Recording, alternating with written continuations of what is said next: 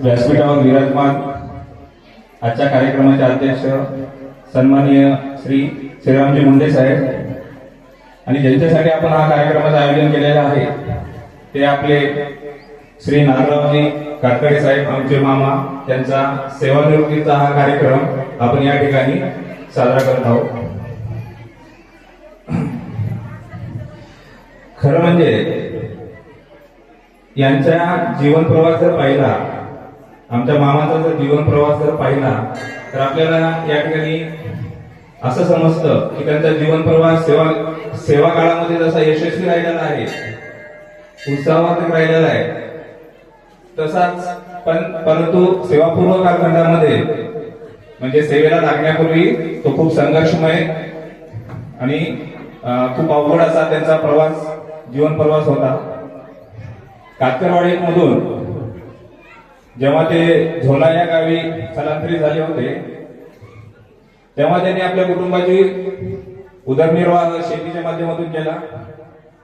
त्या ठिकाणी त्यांनी काही वर्ष दूध व्यवसाय सुद्धा केला आणि आपल्या कुटुंबाचं पालन पोषण केलं, उदरनिर्वाह केला होता. त्यांच्या आयुष्याला खरं वळण लागलं ते म्हणजे जेव्हा त्यांना परभणी कलेक्टर ऑफिस मधून बोलवण्यात आलं आणि ते शासकीय सेवेमध्ये दाखल झाले. शासकीय सेवेमध्ये दाखल झाल्यानंतर सुरुवातीला त्यांची हिंगोली कलेक्टर ऑफिस मध्ये नियुक्ती झाली. तिथे बरेच वर्ष त्यांनी काम केलं. हे काम करत असताना अतिशय प्रामाणिकपणे, कर्तव्यनिष्ठपणे त्यांनी काम केलं आणि त्यानंतर त्यांची बदली ही आपल्या परभणी कलेक्टर ऑफिसला झाली. परभणी कलेक्टर ऑफिसला महसूल विभागात त्यांची बदली झाली आणि त्या ठिकाणी ते मागील 30 जून 2026 पर्यंत त्या ठिकाणी ते कार्यरत होते आणि 30 जून 2026 रोजी ते सेवानिवृत्त झालेले आहेत. त्यांचं जर आपण जीवन बघितलं तर एक गोष्ट मात्र इथे लक्षात येते की माणसाला जर इच्छाशक्ती असेल आणि कठोर मेहनत जर करायची असेल तर त्याबरोबर माणूस कोणतीही गोष्ट शक्य करू शकतो. हे आपल्याला त्यांच्या जीवन प्रवासावरून समजतं. एक माणूस होता आणि त्याने पूर्ण जगाचा प्रवास केला. जगाचा प्रवास केला असताना त्यांनी त्या जगामध्ये अनेक घाट बघितले, अनेक रस्ते बघितले, अनेक डोंगर बघितले, अनेक दर्या बघितल्या. जेव्हा तो भारतात आला तेव्हा त्याला विचारलं, पत्रकाराने विचारलं की तू एवढं जग फिरून आलास, सर्व रस्ते बघितले, डोंगर बघितलेस, घाट बघितलेस, तुला असा कोणता रस्ता, कोणता घाट सर्वात अवघड वाटला? असं जेव्हा त्या माणसाला तो प्रश्न विचारला तेव्हा त्याने उत्तर दिलं की मला सर्वात अवघड एकच घाट वाटला, ते म्हणजे घरचा उंबरठा. आणि ते घरचा उंबरठा एकदा जर मी पार केला तर त्यानंतर मला कोणतीही गोष्ट या जगात अशक्य अशी वाटली नाही. आणि ते उदाहरण आमच्या मामांसाठी अगदी लागू आहे. त्यांनी एकदा घर सोडलं आणि मग त्यांनी कधी मागेच बघितलं नाही. असं म्हणतात प्रत्येक यशस्वी पुरुषा मागे एका स्त्रीचा खंबीर पाठिंबा असतो, तरच तो पुरुष यशाच्या कीर्तीपर्यंत जाऊ शकतो. आणि आमच्या मामांच्या मागे त्यांच्या पत्नींचा म्हणजे आमच्या मामींचा सिंहाचा वाटा आहे. म्हणूनच आमच्या मामांनी यशाचे शिखरावर ते पोहोचलेले आहे.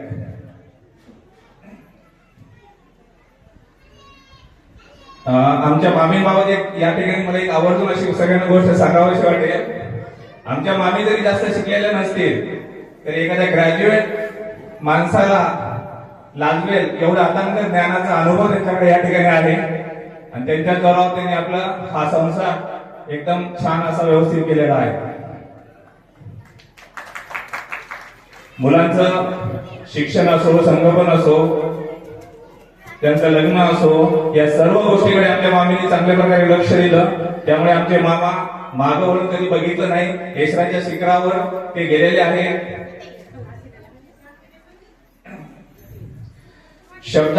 शब्दांमुळेच दंगल, शब्दांमुळेच मंगल, शब्दांमुळेच दंगल, शब्दांमुळेच दंगल, शब्दांचे जंगल सदा जागृत राहावे, असे संत तुकाराम महाराज यांची ओवी आहे. या संत तुकाराम महाराजांची ओवी मला सारखी आठवते, कारण की आमच्या मामाचा स्वभाव अगदी तसाच आहे. आमच्या मामांचा स्वभाव सांगायचं म्हणलं तर मला आतापर्यंत एक गोष्ट या ठिकाणी आवर्जून सांगावं लागेल की त्यांना कधी मी रागात आलेलं बघितलंच नाही. आजपर्यंत त्यांना कधी राग आला हे मला तरी जाणवलेलं नाहीये. अगदी लहानापासून ते मोठ्यापर्यंत ते सर्वांनाच अगदी आदराने, प्रेमाने आणि कौतुकानेच बोलतात. त्यांच्या या नम्र स्वभावामुळे त्यांनी सर्वांचे मन या ठिकाणी जिंकून घेतलेले आहे. एक जसं त्यांचा सेवा काळ सुरू होता, शासकीय नोकरी सुरू होती, ती जबाबदारी पार पाडत असताना त्यांनी कुटुंबाची जबाबदारी पार पाडली आणि एक आदर्श पिता म्हणून जी जबाबदारी आहे ती जबाबदारी त्यांनी अगदी चोख पार पाडलेली आहे. त्यांची आज तिन्ही मुलं उच्च शिक्षित आहेत आणि त्यांनी त्या सर्वांना असे चांगले आणि आदर्श संस्कार सुद्धा दिलेले आहेत. त्यामुळे त्यांचा एक मुलगा या ठिकाणी आर्मीमध्ये एपीओ आहे, जो सध्या राजस्थान या ठिकाणी कार्यरत आहे आणि आपल्या देशाची सेवा करत आहे. हे आपल्या सर्वांचं दृष्टीने फार मोठा गौरव आहे. त्यांचा दुसरा त्या मुलाबद्दल सांगायचं झालं तर एकदा म्हणजे कोरोना काळामध्ये आमच्या मामाला जेव्हा दिल्लीला गेले होते ते म्हणजे कोरोनाचा नुकताच संपत आलेला होता, परंतु ते दिल्लीला गेले होते आणि ते दिल्लीला जात असताना त्यांना कोरोनाची लागण झाली. कोरोनाची लागण झाली, घरी गेले, तिथे पण सर्वांनाच लागण झाली आणि मग त्यांना हॉस्पिटलमध्ये ऍडमिट करावं लागलं. हॉस्पिटलमध्ये ऍडमिट केलं तर इतकं स्टेप वाढली होती की त्यांना आयसीयू मध्ये ऍडमिट केलेलं होतं आणि त्यांना स्वतः उठून असं म्हणजे खाता सुद्धा येत नव्हतं.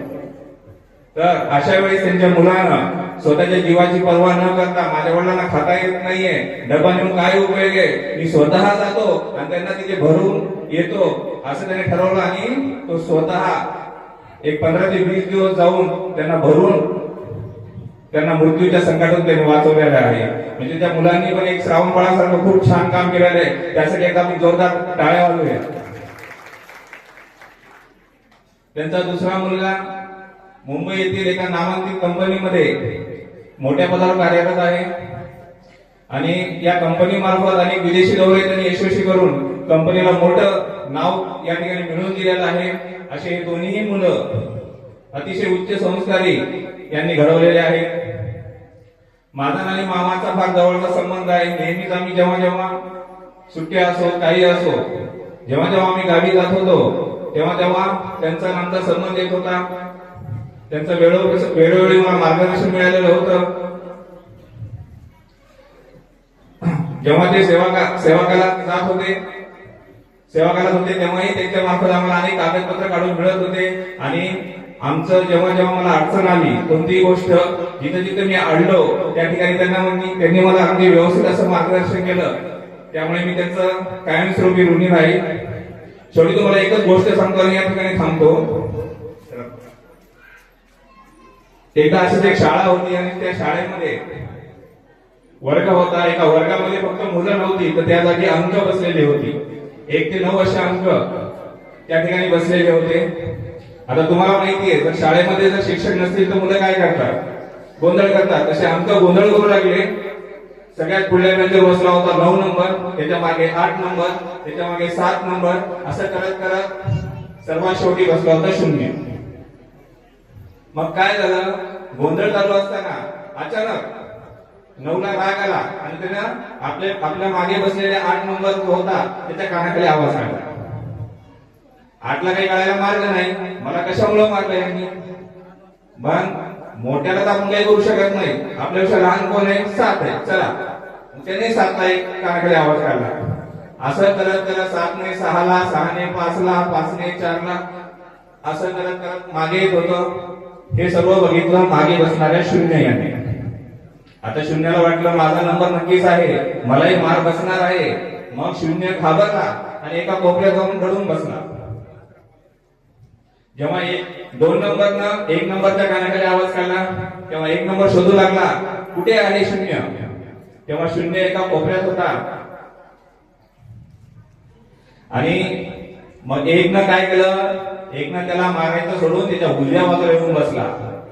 तेव्हा 0 म्हणाला, अरे तू हे काय केलंस, तू तर माझ्यापेक्षा मोठा आहेस, तू असं काय केलंस, तू मला का मोठं केलंस, कारण की 1चा 10 झाला होता, तू मला का सर्वात मोठं केलंस. तेव्हा तो म्हणाला की बड़ा वो होता है जो खुद को बड़ा नहीं समझता, बड़ा यानी पैशाने श्रीमंताने अतिरिक्त ज्याला अहंकार रूपी ज्ञान म्हणतो त्याने जे मोठे असतात ते स्वतःला मोठे समजतात, ते चुकीचं आहे. ते म्हणजे बडा वो होता है जो दुसरे को बडा करता है. अशाच प्रकारे आमच्या मामांनी दुसऱ्याला मोठे करण्याचं काम केलेलं आहे. आमच्या रावसाहेब मामा, नाथराव मामा या सर्वांमुळं मी या ठिकाणी घडलेलो आहे. एवढं बोलून मी या ठिकाणी यांना सेवानिवृत्तीचे परत एकदा धन्यवाद देतो. पुढील त्यांचं आयुष्य सुख समाधान आणि आरोग्यपूर्ण जावं ही ईश्वरचरणी प्रार्थना करतो आणि माझे 2 शब्द या ठिकाणी संबोधतो. जय हिंद, जय महाराष्ट्र. धन्यवाद.